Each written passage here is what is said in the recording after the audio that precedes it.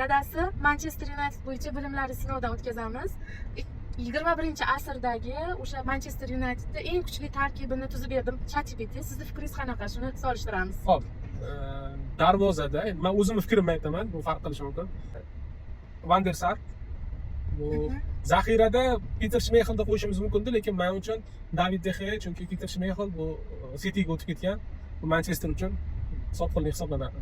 Markaziy himoyada Nemanja Vidic bilan Rio Ferdinand.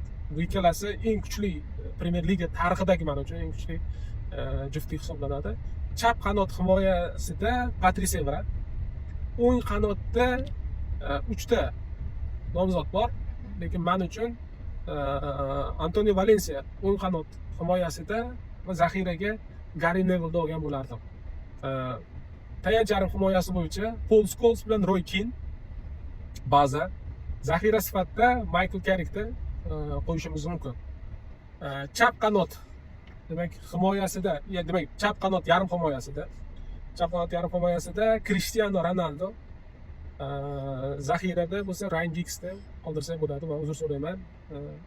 Agarda kimgadir to'g'ri kelmasa, kimdir fikr bilan. O'ng qanot yarim himoyasida bo'layotgan bo'lsa David Beckham. Va buni zaxira sifatida Luis Nanini qo'yamiz. Hujumkor yarim himoyachi, hujumchi o'rtada o'ynayotganda Bruno Fernandes 100%. Va hujumda конечно Wayne Rooney.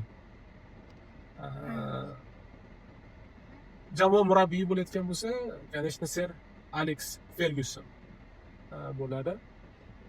Mana demak mana tuzgan sostav. Yana sostavga kiritishimiz mumkin. Zaxirachi sifatida Park Ji-sung kiritsak bo'ladi.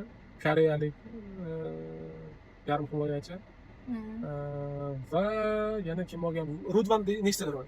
Ya'ni o'sha ikkinchi hujumchi sifatida olishimiz mumkin. Shu. Hujumchilarga yana Robin van Persini olgan, Carlos Tevesni olgan. Keyin bitta narsa o'ng qanot yarim himoyachi sifatida ko'rsatib ketgan Cristiano Ronaldoni. O'ng qanotda bo'lishi mumkin. Men o'ng qanotda Beckham o'ynatardim.